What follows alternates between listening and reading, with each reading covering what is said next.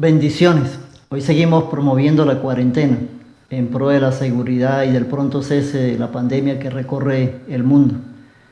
Les recordamos, sin embargo, que pese al cese de las actividades en nuestro local de la iglesia, las actividades grupales, eso no implica el cese de nuestra vida espiritual. Debemos tener cuidado con eso.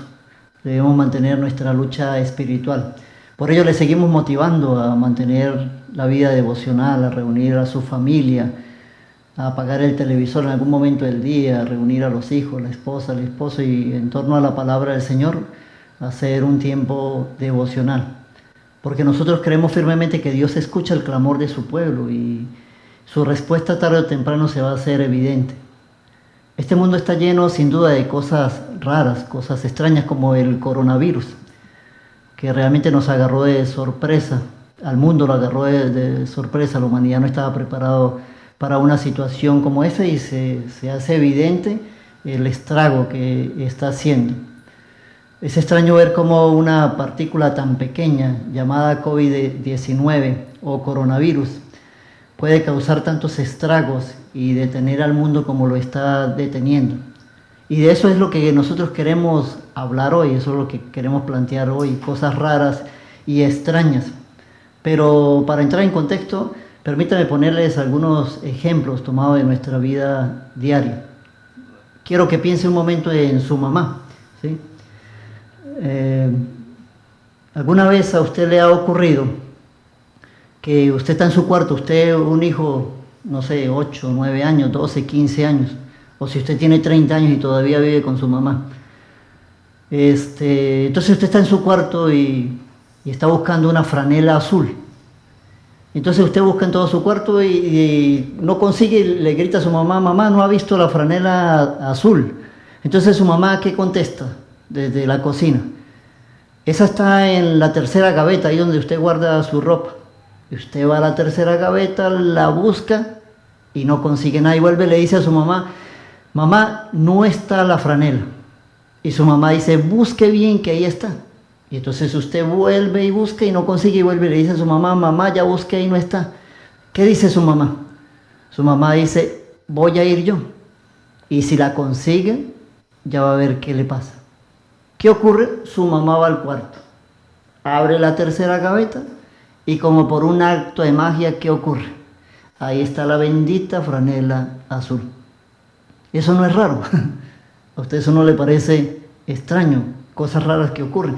Pongamos otro ejemplo, ¿sí? Usted hizo algo en el colegio, llega donde su mamá ya está enterada. ¿Cuál es la pregunta de su mamá? ¿Por qué usted hizo eso? ¿Y su respuesta cuál es? Mamá, yo no hice nada. ¿Qué dice su mamá? Cállese, aprenda a respetar a su mamá. Y su mamá vuelve y pregunta: ¿por qué usted hizo eso? Usted guarda silencio. Y su mamá le pregunta y no va a contestar. Y usted le dice: mamá, no me acaba de decir que guarde silencio, que no le conteste. Y su mamá dice: no me responda porque le parto la cara. Entonces usted no sabe qué hacer. Eso es raro. Eso es extraño, esas conductas de la mamá. No sé si alguna vez a usted le ha pasado eso. Pero eso yo creo que es raro. Ahora bien, miren, entendamos un poco de la definición de la palabra raro. Raro son aquellos que se comportan de un modo inhabitual. Eso es raro, así lo define el diccionario. Raro es lo extraordinario, lo poco común o frecuente. Raro es lo escaso en su clase o su especie. Eso se conoce como raro.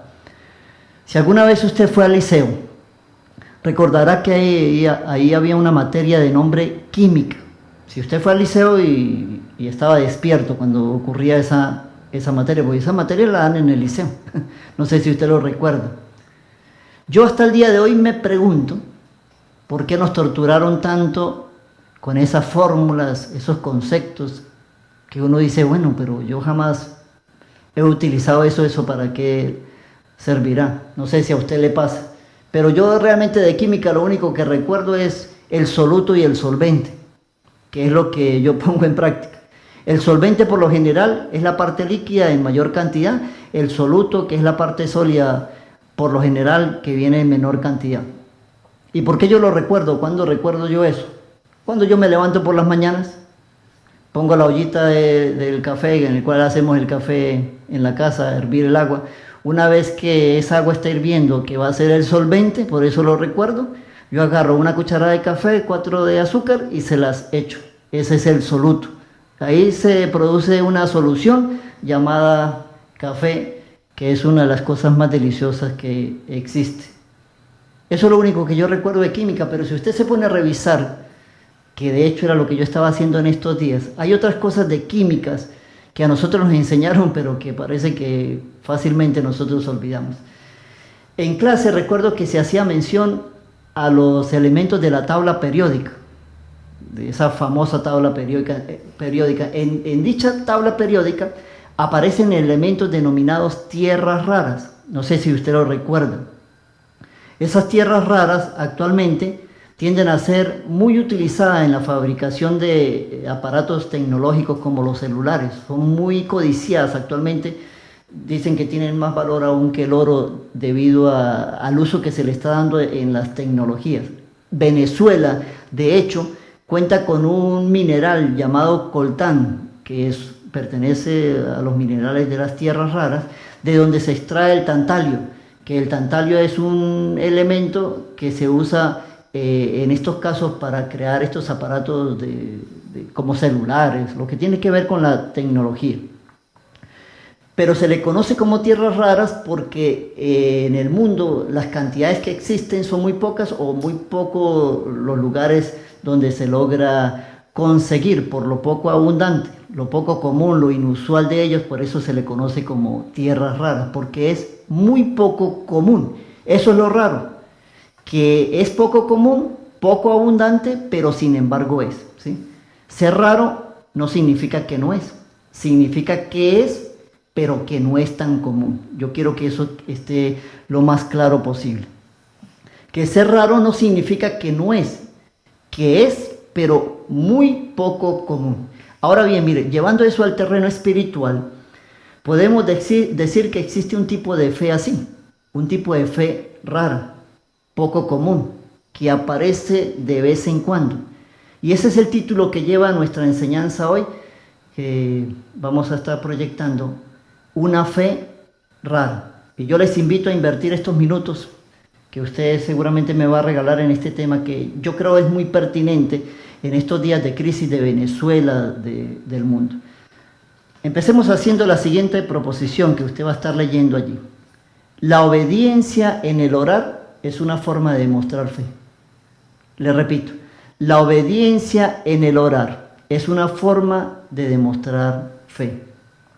Voy a volver a definir la fe, o por lo menos como la palabra del Señor define fe. No hay una mejor definición que la que se consigue en Hebreos capítulo 11, del 1 al 6, dice: es pues la fe la certeza de lo que se espera, la convicción de lo que no se ve, porque por ella alcanzaron buen testimonio los antiguos. Por la fe entendemos haber sido constituido el universo por la palabra de Dios, de modo que lo que se ve fue hecho de lo que no se veía. Por la fe Abel ofreció a Dios más excelente sacrificio que Caín, por lo cual alcanzó testimonio de que era justo, dando testimonio Dios de sus ofrendas, y muerto aún hablaba por ella. Por la fe Enoc fue traspuesto para no ver muerte, y no fue hallado, porque lo traspuso Dios. Y antes que fuese traspuesto tuvo testimonio de haber agradado a Dios. Pero sin fe es imposible agradar a Dios, porque es necesario que el que se acerca a Dios crea que le hay y que es galardonador de los que le buscan. He sabido que las palabras se definen no solo por su etimología, no sé si usted eso lo sabía. Las palabras no siempre se definen solo por su etimología. Las palabras se definen a partir de su momento histórico, por su momento cultural, por su contexto. Una palabra puede ser hasta definida por el momento emocional que la persona esté viviendo. Las palabras se pueden definir a partir de lo que los otros escuchan o interpretan. Me explico. A su hijo le mandan una tarea de la escuela, a definir palabras. Entonces el muchachito está ahí, definiendo palabras, pero consigue que hay una que no haya cómo definirla. Entonces él se acerca a usted y le dice: papá, ¿qué significa patriota? Y usted, que no es excelente definidor de palabras, empieza a pensar qué significa patriota. Y se le ocurre, le viene a su cerebro esa genial idea y le dice, hijo, mire, vaya a la nevera, ábrala. Ahí va a conseguir 2 cervezas. Me trae una a mí, una para mí, y otra, y para ti otra. Para ti otra. ¿Se entendió? Lo que acabamos de leer en Hebreos es la interpretación básica de fe. De allí que el doctor Vine define fe como la firme persuasión de algo, una convicción basada en el oído. Así se define fe técnicamente, porque fe es certeza de algo que va a pasar, convicción absoluta de que algo que aún no vemos va a ocurrir. Entonces, aunque no percibamos que va a ocurrir en el futuro, usted dice, no, yo tengo fe que me voy a comprar ese carro, que me voy a comprar esa casa. Fe es la certeza de eso, de que algo va a pasar. Eso en términos generales, en términos etimológicos.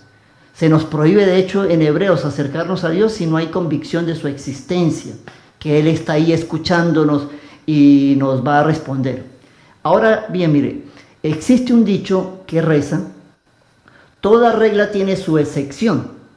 Y eso parece ser cierto debido a que las reglas las manejamos nosotros seres humanos cambiantes y sometidos a infinidad de procesos y evoluciones. De allí que la interpretación que la fe es una absoluta certeza de lo que ha de ocurrir, no es la interpretación general de fe. Porque la fe nosotros la podemos definir de acuerdo al contexto, al momento. No solo existe una forma de definir fe.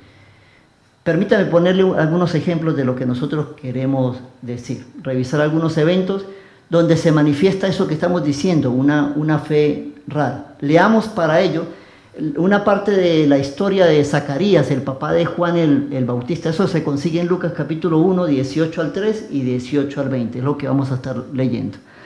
Aconteció que ejerciendo Zacarías el sacerdocio delante de Dios según el orden de su clase, conforme a la costumbre del sacerdocio, le tocó en suerte ofrecer el incienso entrando en el santuario del Señor. Y toda la multitud del pueblo estaba afuera orando a la hora del incienso. Y se le apareció un ángel del Señor puesto en pie a la derecha del altar del incienso. Y se turbó Zacarías al verle y le sobrecogió temor.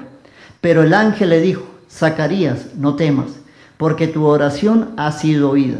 Y tu mujer Elizabeth te dará a luz un hijo y llamará su nombre Juan. Dijo Zacarías al ángel, ¿en qué conoceré esto?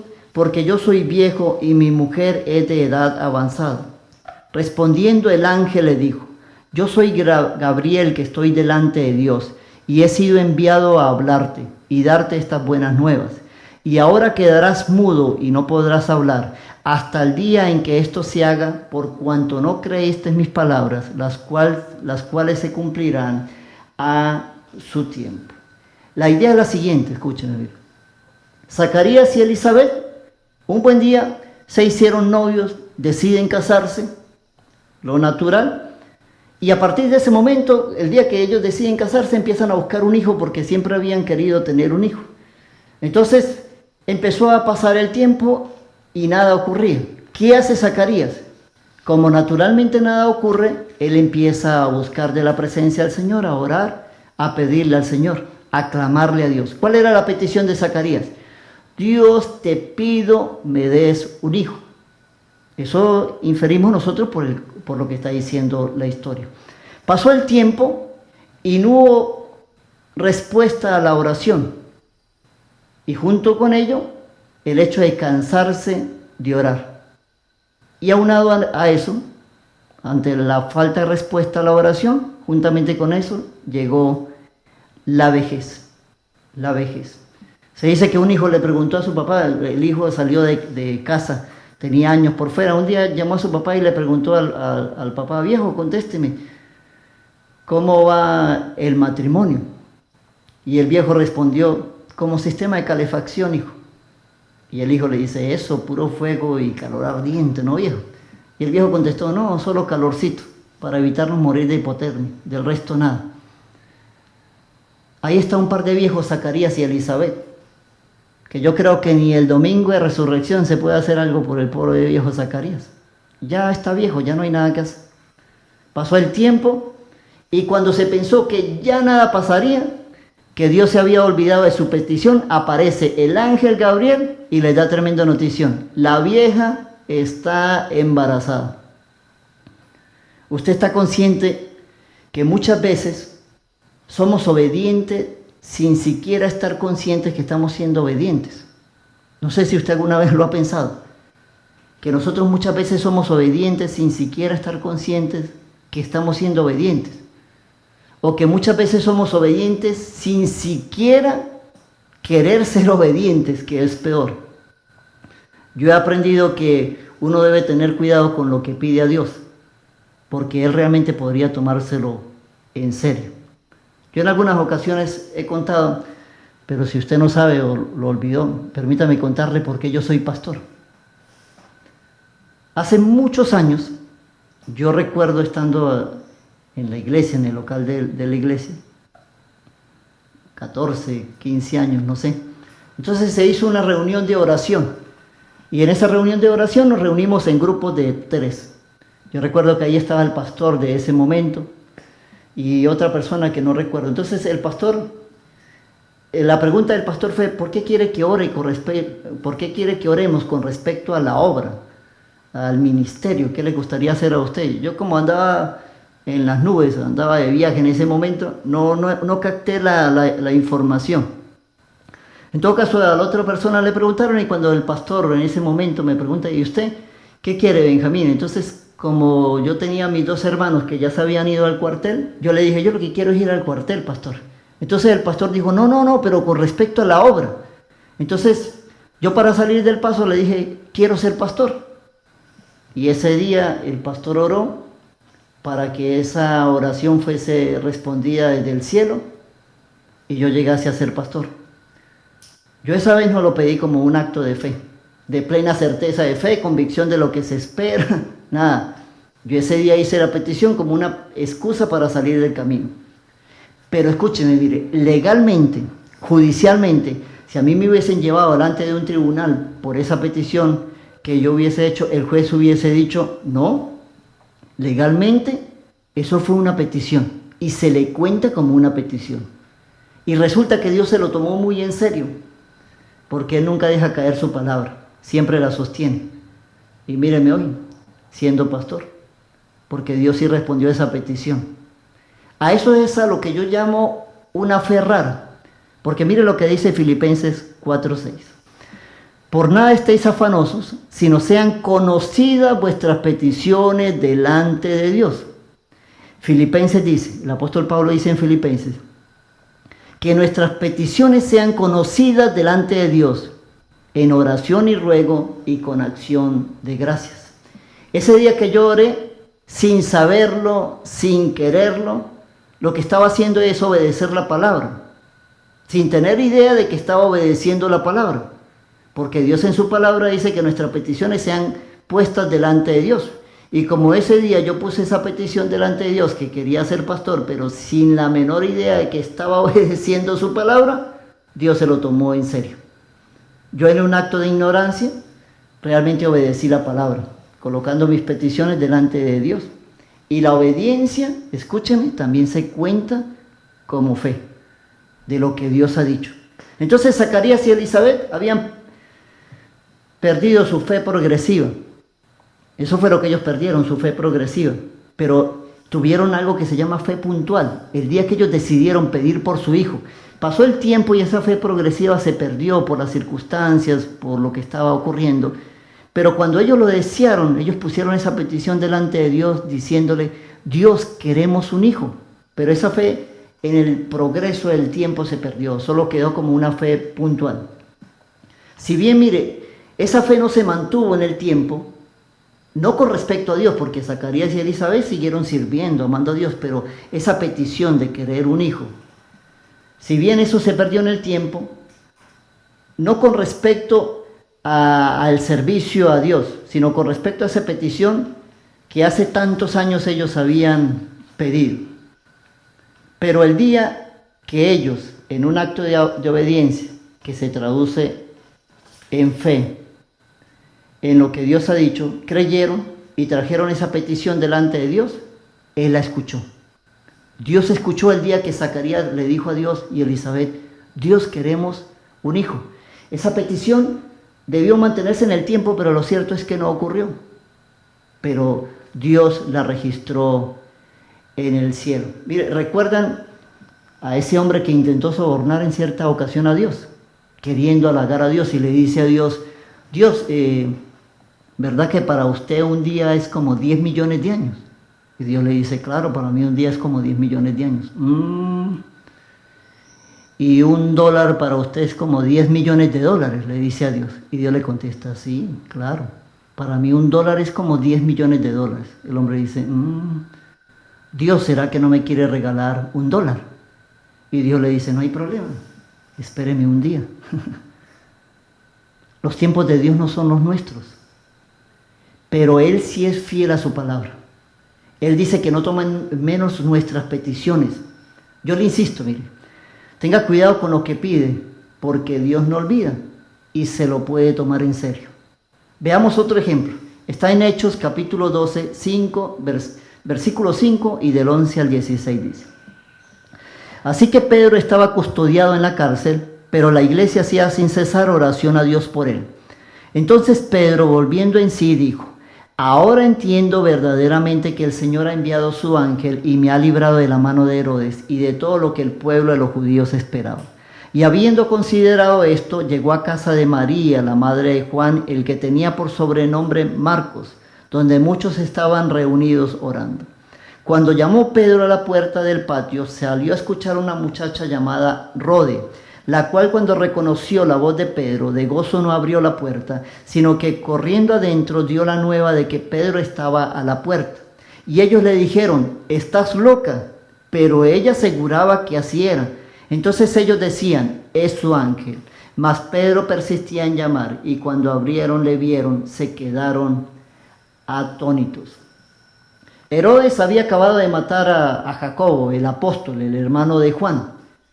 Ese día lo mató a espada, dice el contexto de lo que acabamos de leer, y agarra a Pedro y lo mete preso, queriendo sacarlo al otro día, dice la palabra del Señor, en un acto público para seguramente también matarlo.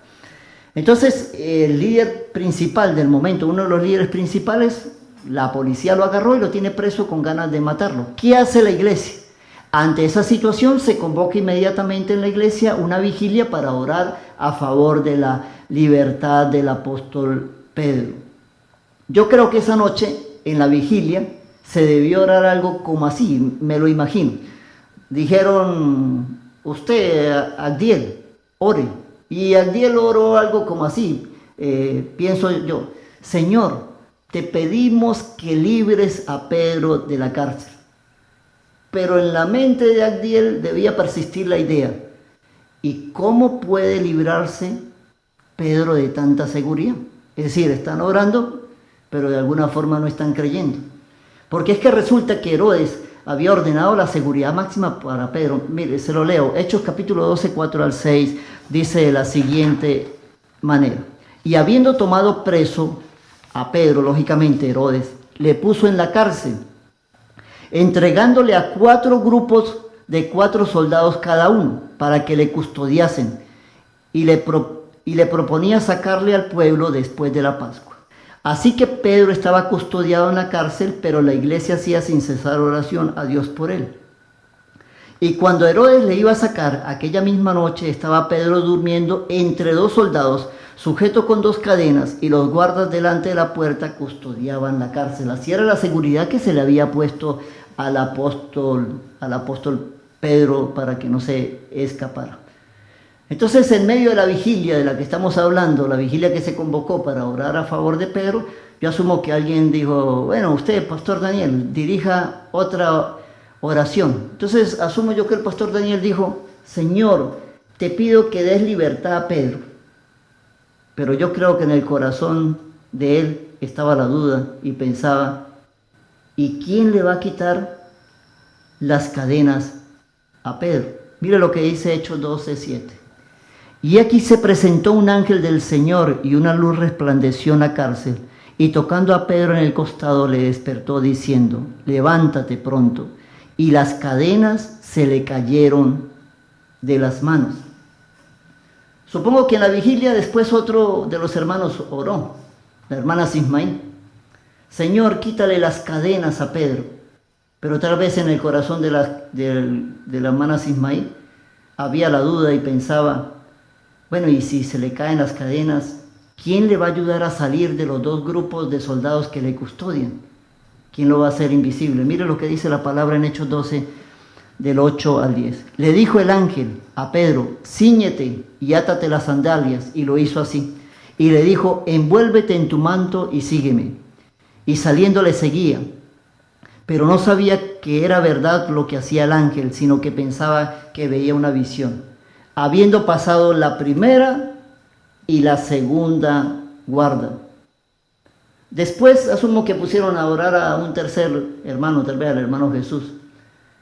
Y le dijeron, ore ahí por Pedro. Y el hermanito diría, Señor, ayuda a pasar a Pedro sin ser visto por las dos estaciones de guardias.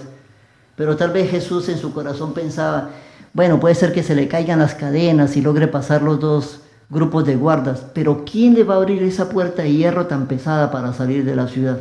Mire lo que dice Hechos 12:10b. Llegaron a la puerta de hierro que daba a la ciudad, la cual se les abrió por sí misma, y salidos pasaron a una calle y luego el ángel se apartó de él. Porque cuando Dios responde las oraciones, no las responde a medias. Él responde en la totalidad, a lo completo y listo.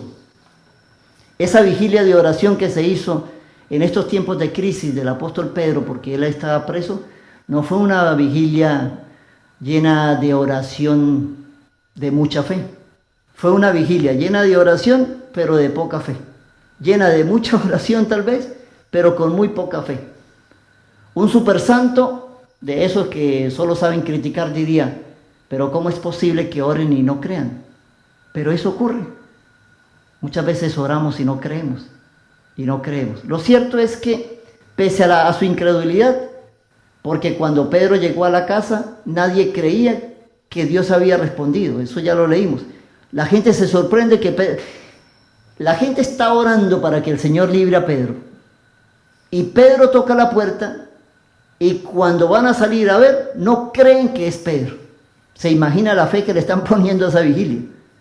O sea, ellos están orando para que el Señor libre a Pedro. Y cuando el Señor responde, ellos no son capaces de creer que Dios ha respondido.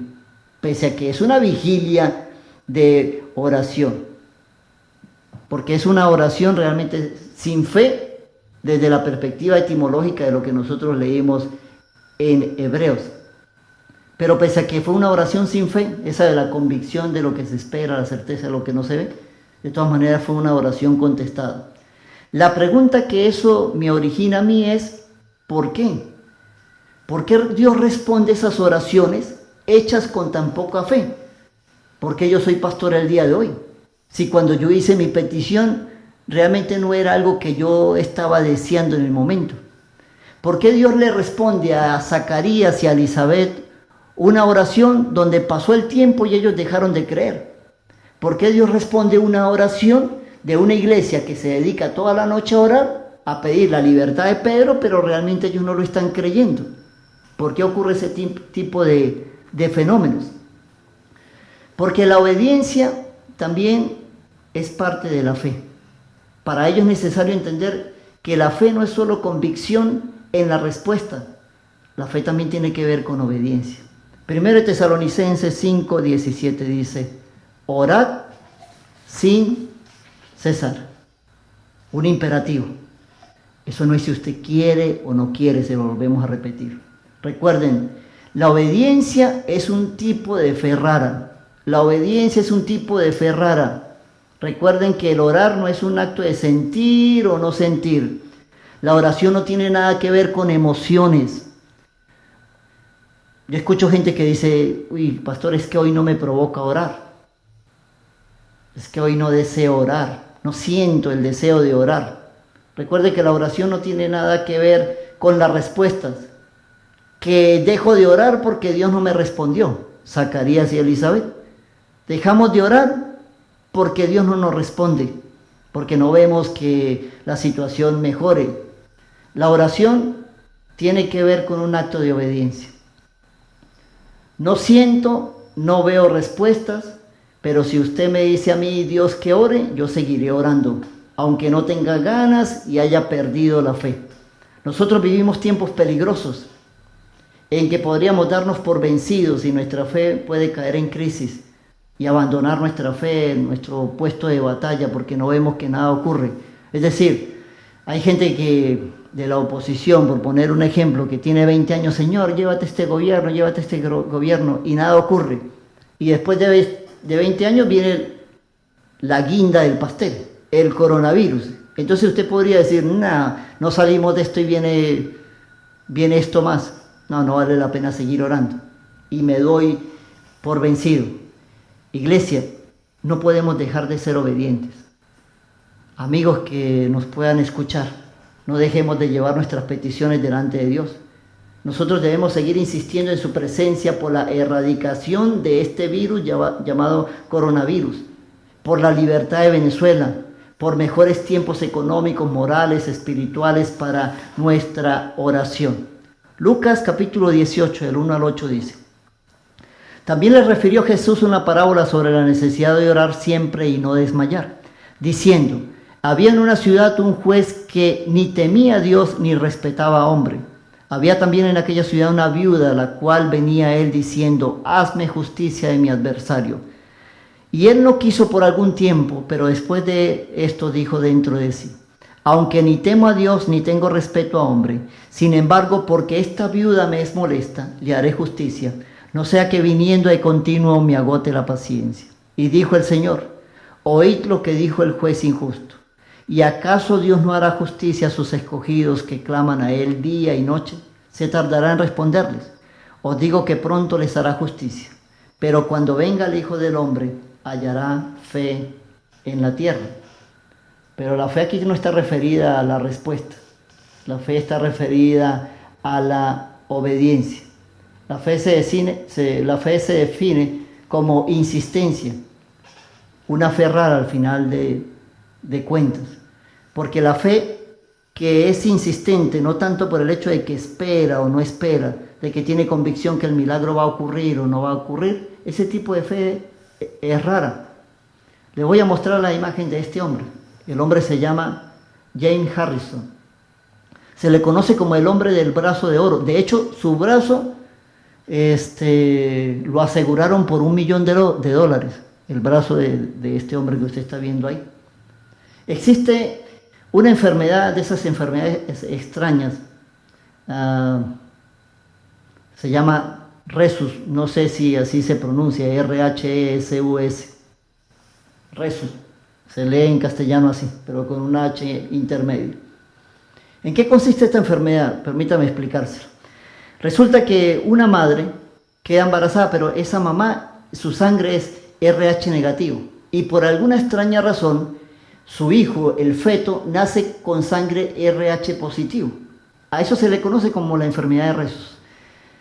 Resulta que el cuerpo de la madre identifica la sangre positiva de su feto, del hijo que ella lleva, como una especie de virus, algo que está atacando su cuerpo, y reacciona, produciendo anticuerpos que van a atacar al feto. Lo pueden matar o inclusive crearle enfermedades congénitas de por vida.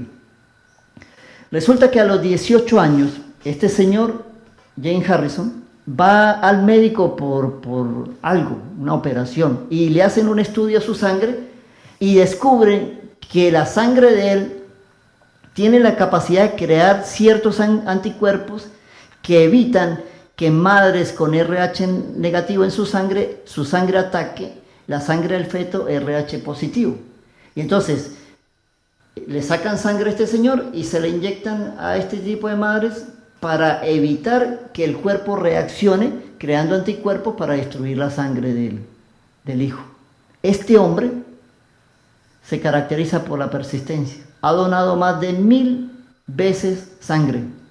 Su donación ha ayudado a más de 2 millones de niños que tal vez él ni conoce.